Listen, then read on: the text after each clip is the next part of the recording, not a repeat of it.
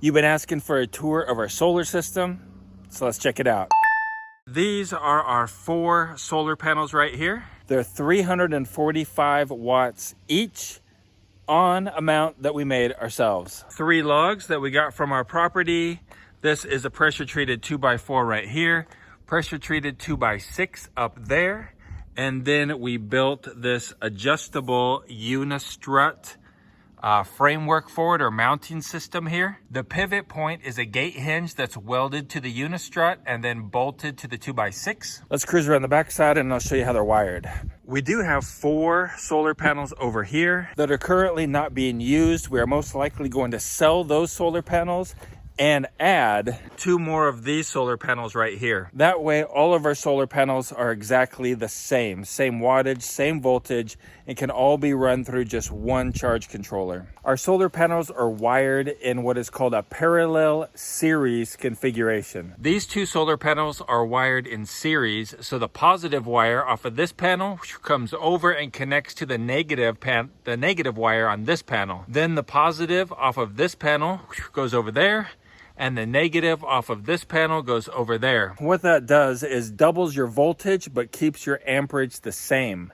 Of course, it doubles the wattage as well because you have 2 panels. This set of panels right here are also wired in series, and then those 4 panels, these 2 and these 2, are then wired in parallel and connected through this Y connector right here, which is connected to 2 wires, which travel over to the solar shed. We're using 10 gauge photovoltaic wire to transmit the power from the solar panels over to our charge controller in the solar shed. Let's cruise over there and check it out. Before we check out the inside here of the solar shed, let me first tell you that there are resources down in the description of this video. The main components that we're mentioning today will be down there, as well as other resources to other projects that are going on here on our homestead and probably on yours as well.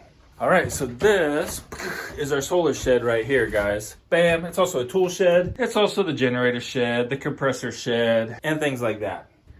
But this right here, guys, is like mission control for our solar system. This is our charge controller, our batteries, and our inverter. We are using a Renogy 40 amp MPPT charge controller. Right now, our batteries are doing really good. They're on float. Let's see here. We're putting in 81 volts, or 81 volts is coming from the solar panels. And we're charging with 9.05. We're at 100%. All right, so our batteries are doing good today. That's great. And they should be, since it's so sunny out there, right? So let's see what we got going on here with the charge controller. So our 10 gauge wire comes from the solar panels up here into the charge controller, gets converted through solar charging madness, comes out through these wires right here. These are actually 8 gauge wires from Windy Nation. This is welding and battery cable right here, super flexible stuff. Comes out those wires and goes into the batteries, positive here and negative over there. There's also another wire coming out of the charge controller that's kind of cool. That would be this wire right here. It's like a phone connection wire, and it travels up and out. Let me show you where that goes. This is kind of a cool feature here of these Renogy charge controllers. It goes right up here to this Bluetooth dongle. What's cool about that Bluetooth dongle is there's an app for your phone. And so you can check all of your stats. You can make adjustments to the charge controller, all with an app on your phone. All right, so from the charge controller then down these 8 gauge wires to the batteries. These are 4 6-volt, 230 amp hour Duracell golf cart batteries. They're wired in series, meaning positive to negative, positive to negative, positive to negative. And then off of the positive, we go up to the inverter. And off of the negative, we go up to the inverter. And that gives us a battery bank voltage of 24 volts, which is what our inverter is. I forgot that I disconnected one other wire earlier and hadn't reconnected it. This is the battery temperature sensor. So now our battery temperature sensor is hooked up right here. The cable going from the inverter to the batteries is a double gauge Windy Nation PowerFlex welding and battery cable, rated up to 600 volts.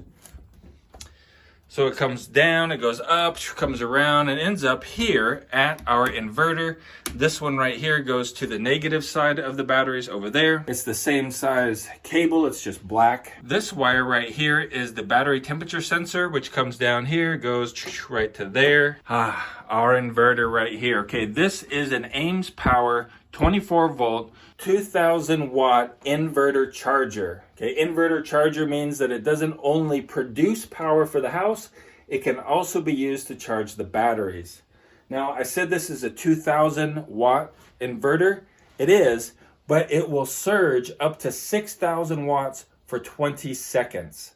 That's cool and important because it'll allow you to start some pretty big motors like our 20-year-old Maytag upright washing machine. We can run it off of this, right?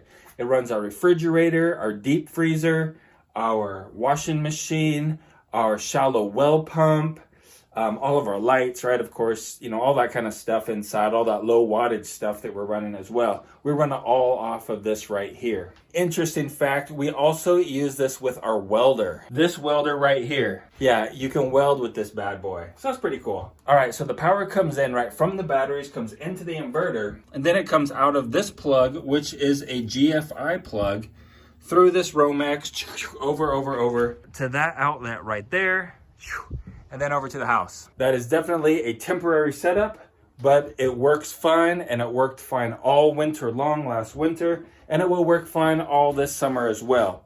But the whole house is protected by the GFI in this inverter, right? We just do that for safety reasons. Like I said, this is not only an inverter, but also a charger. Therefore, we have some wire coming from our generator up, over, and down. Right there to the back of the inverter, you can see these wires right here. So if it's too cloudy to produce enough energy for the house, then we will come out here, we'll start the generator, and that will then actually charge the batteries. This inverter has a transfer switch, so when power comes in from the generator, it comes into the inverter, a transfer switch flips, and then it puts power out to the house through here, but it also sends power down to the batteries. This charges our batteries at 25 amps, 24 volts, right? There are some upgrades that we're hoping to do this summer.